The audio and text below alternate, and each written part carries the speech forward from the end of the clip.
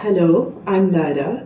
Today I'm going to interview a well-rounded business executive with demonstrated success in building successful businesses and corporate teams, experienced in leading companies through technology and market changes, building customer relations, and focusing on revenue and profit growth. Founder and leader of several private and non-profit businesses, with an excellent record of leading his own businesses from startup to success. He is currently dedicated to coach and consult businesses and business owners, not only in business, but also in life, for the purpose of building a better community in East Central Indiana. Good morning, Ted Baker. Good morning. It's good to be here with you today. Thank Yes, you. me too. How are you today? Oh, I'm great. It's a beautiful day. Oh, great. Who's Ted Baker, and why do you have this ultimate love to help people? Who is Ted Baker? Yeah. I think I'm just a normal guy who loves his family, who is passionate about his family, and but I love business. I believe all of us have a platform or a stage which we operate from. Yeah. If you're in medicine, you're a doctor, you help that area. But my stage, my platform is business. Mm-hmm. And so that's kind of who I am. I'm a real simple guy, and I just like to help people. Mm-hmm. And I think that all stems from a couple things. First of all is my the way I was raised. Mm-hmm. My father and my mother were both, they outreach to a lot of people and they help people. My father was known in our small community as the one who helped people. Mm-hmm. And so I think I saw that in action, and so I wanted to do that and to get something inside of me. You will be happy while doing this. Yes. Of course. And then I also think there's a real deeper purpose in all of us to try to make a difference. And I think that's been instilled to us by our Creator. Yeah. And so I have a real strong passion for that. But it comes natural. It's not something that I have to really think about. But you just see opportunities. Great to hear that. So let's go to our topic. So if I have an awesome idea, okay, and an amazing idea, and I want to start establishing my startup or my business, what should I do? What are the steps that I should follow to make my dream a reality? For example, should I take out a loan from a bank, searching for a venture capital firm or a business angel? What should I do? Start buying the equipment, writing a detailed business plan? What should I do? Run, first of all. Run away. No, I'm just kidding. No, don't run away. I think the word entrepreneur, and I think people who start businesses get a very bad rap, so to say, or people think negative sometimes. They think that we're just risk takers and we're just out there in just wild in our thoughts and such. But that's really not the case. An entrepreneur is an educated and a calculated risk taker. And so if someone is going to start a business, the first thing that I would recommend is them not to try all of this alone. There's usually plenty of help with somebody, with a mentor, with someone that they can actually talk about this. One thing we found out over the course of years is that if someone is going to start a business, they're very passionate about it. They're excited, like, I want to start a business, and they think they're going to be rich in a week and everything. And the problem is that passion doesn't keep a business going. Yeah. It may help you get started, but it doesn't keep it going. So there's a practical aspect to this. So first, they have to have a mentor. Yeah, I think they need to talk to someone like a mentor. The next thing that they need to do is kind of really think about what it is that they want to do.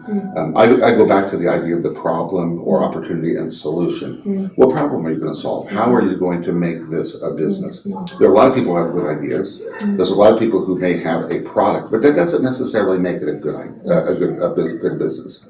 So we call this customer or market validation. Go find out if somebody will buy this from you, even if it's a service or a product. Ask people. I think we've forgotten how to talk to people. Technology is great, but sometimes we just have to talk like we're doing right now. And you have to talk to people other than people who support you. Like, don't just talk to grandmother. Don't just talk to grandfather, because they'll do anything for you, right?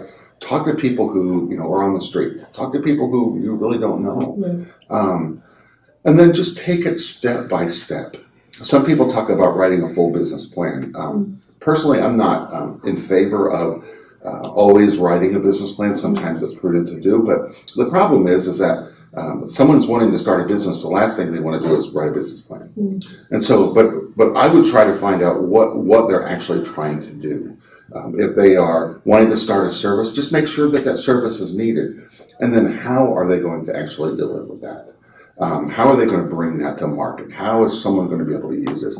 Will somebody pay for it? And a mentor, a lot of times, will ask the right questions for you. So I would not necessarily try to go out and get a bank loan right away. Matter of fact, that usually doesn't work because banks want a little bit more than just an idea to give a loan on. I wouldn't necessarily go out and build equipment and buy a building and such. I think it's real important to kind of start small and grow if you can, and to kind of test the market as you go. I think the whole overarching idea here is to start in a practical way that is right for you. I've seen so many people who want to start a business and they quit their jobs and they go out and they fail, and the next thing you know, they fail big time. They're out of money. Everything that they've tried to work for and accumulated is gone because they've tried their dream. And sometimes you can do both. You can have your job and start a company on the side. But the whole idea is make sure you know what you're doing and just take some time. I think time is what I call a wonder drug because time allows things to happen. And so don't hurry the process. If it's going to be a good business, it's going to be there tomorrow just as much as it is today. Yes. So, what are the key elements that allow you to choose investing in this startup and not in another one? In another way, if I send you my pitch, what will attract your attention? I think the number one thing is who you surround yourself with, your team, your management team. Okay. When people invest, they don't always just invest in a business, they invest in people. Yeah. And so it's really important to understand the mechanics behind the people who work in that company. This, according to a lot of studies, show that most venture capitalist firms and angel investors invest in people more than they do the product. And so that's a real key to understand. I think the other thing is to receive that type of funding is very hard. So you have to really have a very firm, understandable plan and a pitch because people aren't just going to throw money at you. I've never seen anybody, nor has it happened to me, that people just throw money at you. They don't do that.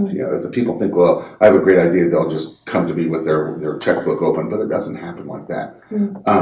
So the team is very important, and then a well thought out plan for them. If you're going to get investors, or if you're going to try to get funding in some way, you got to realize that, especially a bank or another lender, they're going to want to know. And I list three things that they're going to want to know. And this is just my version of this. First of all, they're going to want to know, will you pay it back? And that kind of goes by your history. In the past, have you done what you said you're going to do? Sometimes we call that the credit history, but it also just goes to common sense. Have you paid your bills? Number two is how will you pay it back? So if you are borrowing money, somewhere along the line you have to pay that back. Is there enough money in the business and the cash flow of the business to actually make the payment? The one thing people forget is the banks don't ask for all of it back at one time. They just ask for one payment at a time. Can your business follow that cash flow to allow that to happen? And then the third thing is, what are you going to spend the money on?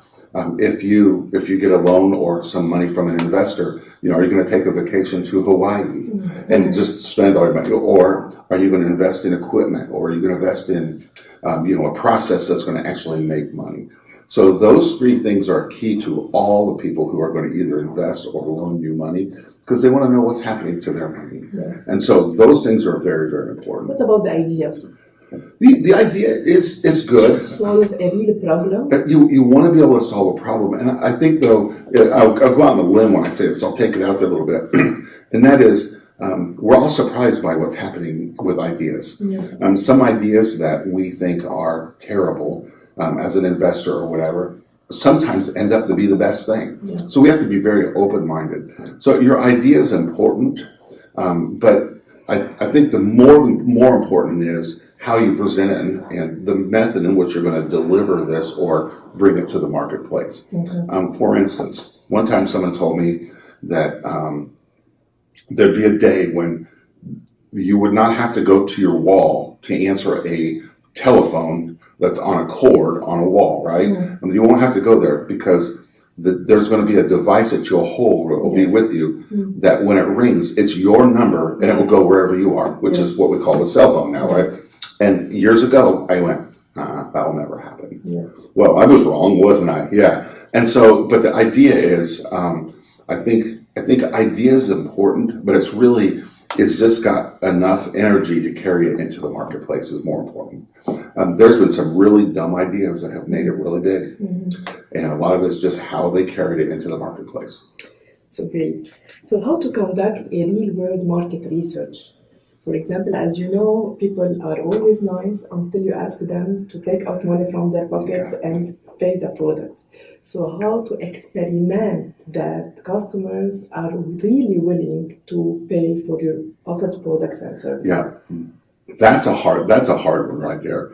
But it's a great question because that's ultimately what it comes down to. If you're only going to sell it to your friends and your family, they'll buy one, right? And then you run out of friends and family, and they go, "Oh, what happens?"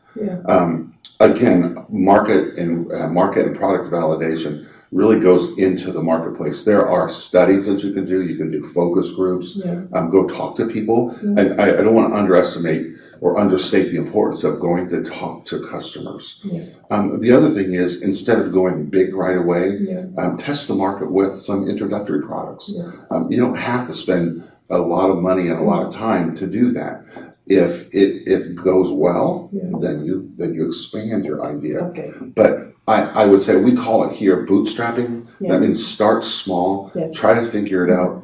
The other thing is, a lot of times that I've seen in this area where people who have an idea, once they take it to a customer, the customer will look at this and say, "Oh, but if you change this will be better." So if you start big, you don't have the opportunity to pivot or to reiterate your product. And so a lot of times starting small will allow your customers to tell you what's better for the product. Well, they're the ones who are going to buy it. And you will fail cheap by the fail cheap and fail fast. So, and that's, people get all nervous about failing. Failing isn't total failure. And I think that's kind of funny when say it's a learning experience. And if you can take it like that. What happens though is a lot of people go all in. They put everything they have into a business because this is it and this is the best thing ever, and then they realize it isn't, and then they're in trouble. And so I like what you just said. So what is the percentage of failure here in the state? Well, at least half of the businesses fail if within like a 5 to 10 year period. But really, it goes even deeper than that. Initially, about 90% of businesses fail when you start. Now, that's lumping in a lot of people who are starting little side businesses. That puts together people who didn't think out the process. It has been studies have shown that business owners or business startups who go through an incubator, such as the Innovation Connector, have an 80% better chance of making it successful than those who don't. And so, to me, that's pretty good. Because of the mentoring process. That's right. Because of the resources and the mentoring process. What kind of services do you provide entrepreneurship? First of all, we offer honesty.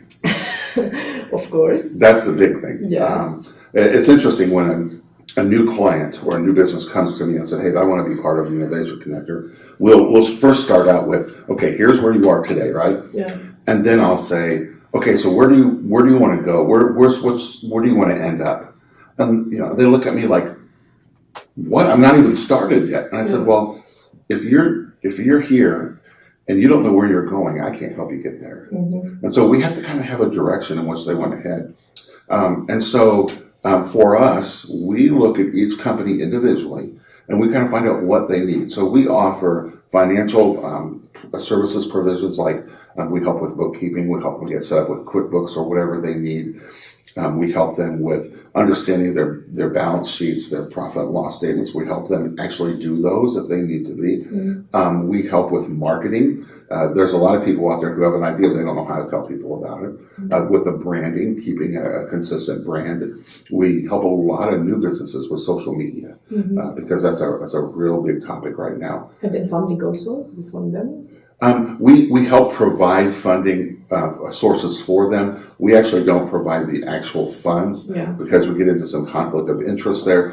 But we work with partners on the outside who will do that. As business angels or venture capitalists. Yeah, and sometimes there are microloan programs that are very important. There are even some government organizations that will supply funds to startups and such. So we connect people with those resources. One of the biggest things that we do is that we consult with them, we advise, but we're really counselors also. When you start a business, when you're a business owner, people don't realize this, but it's a very lonely place to be. To be a business owner is a lonely position because there's not a lot of people you can talk to that really understand. I personally experienced this when I had several of my businesses. I didn't know who I could talk to. I really couldn't talk to my other employees because they didn't understand and experience the stress of having to make payroll, the stress of having to pay the bills, and just, stresses of customers and suppliers. That's really, really hard. And so what we do is we're able to talk to each other about those things. I've had grown men in their 60s, 60-year-old plus, come into my office and cry and sob for an hour just because of their brokenness inside. Now, does that make me feel uncomfortable? I'm not really good at that. But it just goes to show the need out there for people and business to be together. And I find out it's just like a lot of things. Partnership. It is. It's about getting married. That's right. That's right. And in our communities, there are what we call ecosystems. And we have to work together because we depend on each other for that. Who is supporting this ecosystem? The government, central bank, banking sector? So in the entrepreneurial ecosystem in East Central Indiana that we're talking about, it's mostly private. And so it's private businesses working together to build basically an ecosystem. Most of the businesses are not funded by government.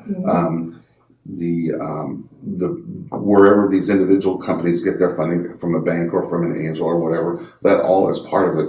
But we really don't have a government where they'll just hand you money to help start a business. So there's no incentive from the part of the government.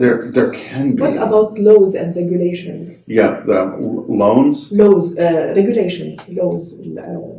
Regulations. Oh, okay, regulations. One of the things that the government can do is do away with some regulations or kind of keep the regulations so they're not prohibitive from the things that you can do to start a business. Now, there's a lot of debate over different regulations, and the only reason regulations exist is because somewhere along the line something went wrong somewhere, or somebody abused a privilege or whatever. But the idea that if we can remove barriers, most barriers we can for a business owner, a startup business or a small business owner, we find out the better that they operate. So we just want to make sure that there's not too many regulations and barriers for them that they sets them up to fail. We don't want that. We find out that when people put their lives on the line with their business and their money and their livelihood, it's amazing how deep they dig in order to make it work. And so it's very, very important to allow them to do that. We do have some government agencies who will help with some loans. They're usually through organizations such as ours. We work with a rural revolving loan fund put on by the United States Department of Agriculture. A subsidized loans. Yeah, and so basically they provide the money to us, and then we can help businesses in rural communities. The funny part is that it's from the United States Department of Agriculture, and the money we have can't be used for anything agriculture. Okay, it's kind of funny, but that's for starting businesses, and so they're usually very low interest loans with very few strings attached. But it's good to have this. Yeah, they are. And the Small Business Administration, the SBA, out of Washington, D.C., has offices all over the United States. They're supportive, but it's really hard to penetrate those big agencies a lot of times. So the best way for this to work is for a community to band together, because again, there's little resistance there. The barriers are gone, and I find it interesting that a lot of times we've heard that when a Walmart comes into a community that they're going to kill all the small businesses, and we find out the exact opposites happen. Yeah, some don't survive, we'll be honest, but some become much stronger because they have banded together, they have figured it out, they've made a local, they've made a personal and a story that could be told. And it's amazing when that happens to me. That just shows me the heart of business people who want to succeed. So it's about the community. It is about the community, and it's about those relationships that we develop. A lot of times we think when we're in business, it's just about me. It's not just about me. It's about us. It's about us working together. And when that happens, you have a pretty vibrant community.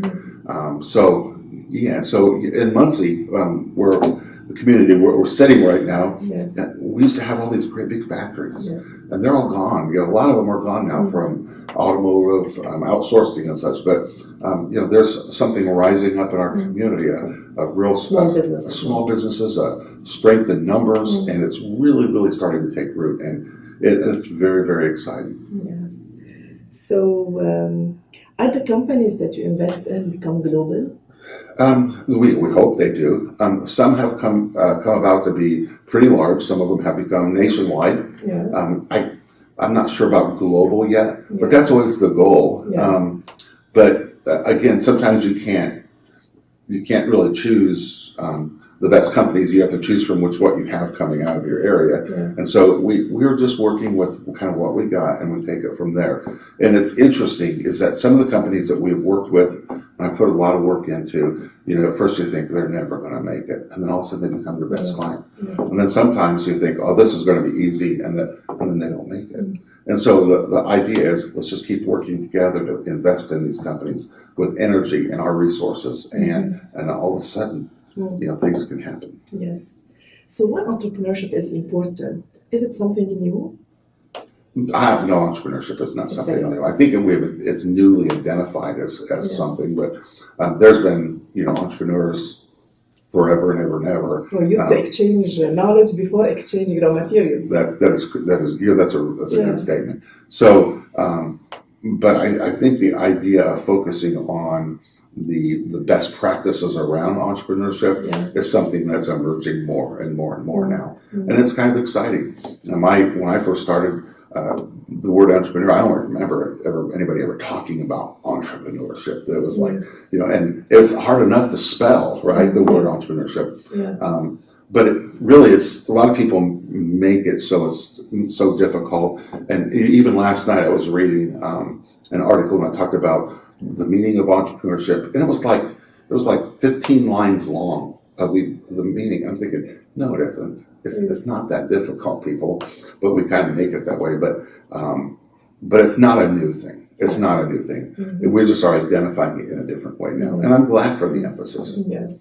What about the social value in entrepreneurship? Do you have any? Thank you for asking me that, because I'm a big believer in this. Our system operates as a capitalistic system, and so we kind of allow the customer for the market to depict and set forth what's going to happen in a way, and so businesses adapt to that, and businesses can be successful. And I believe one of the number one social responsibilities of a for-profit company is to make money, is to make a profit. That's what they're there for. Now, so number one, make money. Because when you make money, things can happen. And I believe that companies in business and companies who make money have a real social responsibility, not only to their employees, but to the communities in which they live in. And I really believe that, because that's where the good can happen. And so I can tell you story after story of companies who have just done little things to inspire whole communities. And it's only because they can make money. When companies make money, they pay their taxes, they pay their employees, they can keep their facilities nice, they can provide good wages and benefits for their employees, but they also can invest in their communities. And we have in this community an unbelievably generous group of businesses that we know who have really invested back into the community. I believe that with all my heart that that's how it works. And social values will sustain the financial return. That is correct. And so it's not about just the business. It's not just about me. It's about how we survive together. And there is an importance to have everybody benefit from this. And so that really excites me when it happens. And, I had one story from like when we owned one of my manufacturing companies that I owned. Our business was like on a street, and the property was kind of in disarray when I bought it. So we hired a company who went out and trimmed all the trees, mowed the lawn, planted flowers, planted bushes, and just really made the area look nice. Yes. There were there were mailboxes across the street, which we shared as a bank of mailboxes with other people. The mailboxes were falling down, and I went to the neighbors. And I said, can I put up new mailboxes? I'll pay for them if you agree. So they said yes. So we put up new mailboxes. And then we kept our lawn looking nice. Now, if we weren't making money, we put a lot of money into what we were doing. If we weren't making money, we couldn't have done that. But you know what happened? Within a month, all of the neighborhood in that whole area, I'd see people out picking up sticks from their lawn. I'd see people mowing their lawn a little bit more often. We'd see them trim their bushes. We'd see them plant new flowers. Just because someone inspired that it could be done. And it didn't take a lot of work for anybody to do that. But so that's maybe just a small example. But when a company does something positive, it can influence a lot of people. Now, put that through the whole city and things can really happen. This is what I like about Muncie, really. This is the community, how they help each other. It's really amazing. Well, and in our community, and I see this around the country too, is the call or the passion for for-profit businesses to invest in youth. Yes. We're seeing this happen at unprecedented rates, so that I can see from my colleagues all around the United States seeing this happen. But there's a very strong push into investing in our youth of tomorrow. So what tips can you give to these youth or these entrepreneurs for being successful in the future? Okay, number one, don't be afraid. Yes. I would say if you don't try it, you're never going to know. Again, you mentioned it earlier, fail cheaply and fail quickly, right? But don't be afraid to try something. Don't dare to try something. I'm a very conservative person, and so they always say that, you're in a little box. And I like to run around outside my box sometimes, but don't be afraid to be different. Don't be afraid to try something different. And I am amazed at what one person can do. One person can make a lot of difference in this world. And so if you don't think you can do it, you're wrong. You can do it. And a lot of times, nothing is impossible. Nothing is impossible. And not everything is right for everybody to do. But come on, try something. And then the other thing is, don't be afraid to ask for help. Because there's help available. And so with that in mind, I think someone could do a lot of different things. Great. So Ted Baker, a true change maker. Oh. Thank you. Well, thank you very much for having me, and good luck in all that you do. Great pleasure. It was a great pleasure. Thank you.